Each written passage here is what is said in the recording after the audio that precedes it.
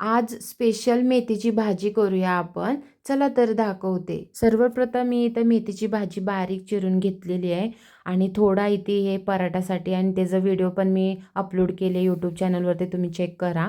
आणि भाजीसाठी इथं 2 कांदा, मिरची, टोमॅटो आणि लसूण आणि कोथिंबीर. हे बघा, इथं मी भाजी धुवून घेतलेली आहे. आता ही भाजीसाठी तयार आहे. एकदम पाणी वगैरे गळून घेतली आहे आणि इथं राहिलेलं सगळं भाज्या मी कापून घेतली आहे बारीक आणि लसूण ठेचून घेतलेली आहे.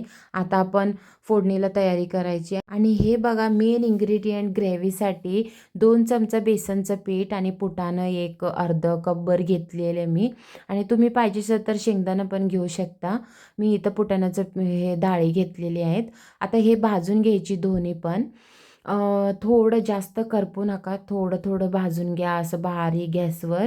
आणि तुम्ही पाहिजे असेल तर आणखी तुम्ही खोबरं पण ॲड करू शकता, पण मी असंच एवढं छान लागते. आणि थोडं हे भाजल्यावर आता बेसनचं पीठ पण पुन्हा टाका, कारण ते लगी भाजते, त्याला टाईम लागत नाही. हे दोन्ही भाजल्यावर आता हे मिक्सरला वाटून घ्यायच्या बघा. आणि इथं तुम्ही हवे असेल तर तीळ पण टाकू शकता, हे ग्रेव्हीसाठी छान लागतात. आणि हे तर महत्त्वाचं आहे ग्रेव्हीसाठी टाकायला. आणि हे बघा, इथं माझं भावानं मला पाणी पाहिजे म्हणून मध्ये मध्ये करत होता. आणि तसंच आता हे भाजलेले आहेत. मी गॅस बंद करून गेली होती थोडंफार, कारण गार झाल्यावर मग आपण मिक्सरला वाटून घ्यायचे तसंच.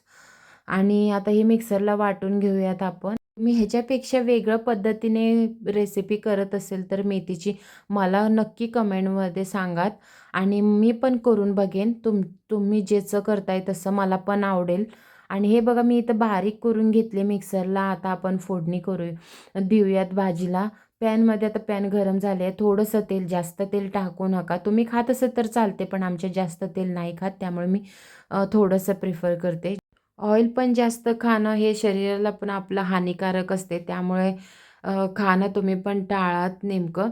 आणि इथं सर्वप्रथम आपलं इथं झालेले आहेत पॅन गरम, आणि तो लसूण टाकून घेऊया. आणि लसूण थोडं लाल झाल्यावर आणि ते आपलं ते भाजी करायची, ते मेथी भाजून घेऊ आपण. अ, हेच आहे मेन इम्पॉर्टंट आपलं, हे मेथी आणि लसूणाचं कॉम्बिनेशन तर एकदम बेस्ट, एकदम असं लागते की तुम्ही पण एकदा नक्की ट्राय करा. खरंच सांगते, असं पोरांना सुद्धा दिलं ना भाजून, ते असं खातेत, म्हणजे बिगर चपातीचं असंच भाजी खातेत, ते हेल्दी असं त्यांना आवडते. आणि हे असं भाजून घ्यायच्या थोडंफार, आणि त्याच्यात थोडं वलसाण जातो. हे बघा कसं मी भाजून घे, तसं तुम्ही पण भाजून घ्या.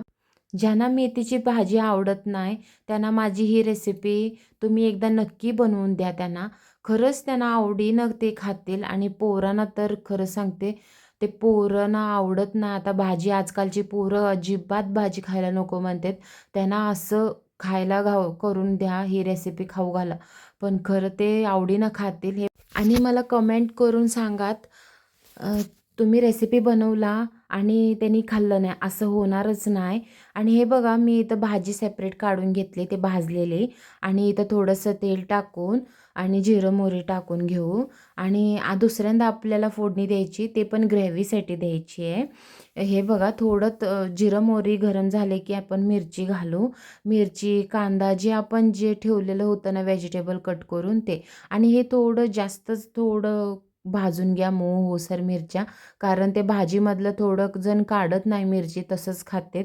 आणि माझी मम्मी पण तशीच मिरची काढत नाही, तशीच खाते आणि आवडते तिला. तसं खाणार पण चांगलं आहे काढून. भाजलेली मिरच्यावरनं एक आठवण आली, गरम गरम भाकरी आणि मीठ लावून तळलेली मिरची, त्याच्या कॉम्बिनेशन तर बघा, तुम्ही खाताना एकदा तुम्ही पण नक्की ट्राय करा, मी सांगते म्हणून बेस्ट लागतात.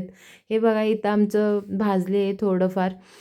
कांदा लाल झाल्यावर टमाट टाकून घेऊ. आणि टमाट तुम्ही जास्त पण ॲड करू शकता, पण मी इथं एकच घेतले आहे. थोड्यांना आवडते, थोड्यांना आवडत नाही, पण ग्रेव्हीमध्ये टोमॅटो असलं तर छान टेस्टी लागते. आणि थोडं मीठ पण आपण चवीपुरतं घालून घेऊ, कारण मीठ टाकल्याने आपली टोमॅटो इथं भाजून जातील, मऊ पडतील. आणि ग्रेव्हीसाठी तर जेवढं ते मऊ पडेल तेवढं ग्रेव्ही चांगलं होते बघा.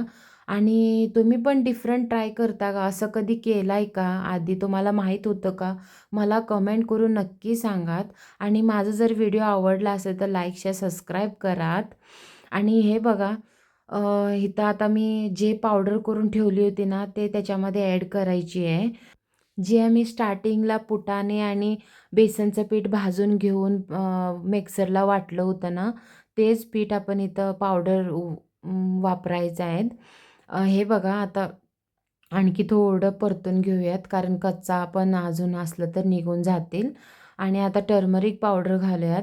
आणि थोड्यांना टर्मरिक पावडर आवडत नाही आहे, थोडी अशीच पांढरट तसंच बिगर टर्मरिकनं हळदीनं त्यांनी ते खाते, तसं पण करू शकता. पण आम्ही प्रत्येक वेळेस आपण टर्मरिक पावडर वापरलं तर छान कलरवरनं आपण खातो. इथं मी गरम मसाला टाकली आहे. हा गरम मसाला आम्ही घरीच बनवले आहे. तुम्हाला पण हवी असेल तर मला कमेंटवरून सांगा. गरम मसाल्याचं मी रेसिपी पण व्हिडिओ पण टाकेन. आणि आता थोडं वर आपण पाणी वतून घेऊया इथं. का जसं की आपलं इथं ग्रेव्हीचं हे शिजू द्या थोडंफार. कारण जेवढं आपली शिजवून आणि ग्रेव्हीचं चव सुटेपर्यंत आपण ती भाजी ॲड नाही करायची.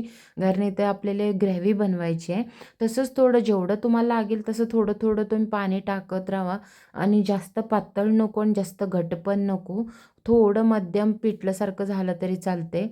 त्यानंतर जे आपण भाजी मेथीची भाजी आणि लसणाची आपण दोन्ही कॉम्बिनेशन होतं ना, ते भाजून ठेवलं होतं बघा, ते त्याच्यामध्ये ॲड करू. आणि असंच बघा कलर किती मस्त आला आहे आणि दिसते पण एवढी छान बघा. असं बघूनच खाऊ वाटायला लागले, तोंडात पाणी सुटायला लागले तर.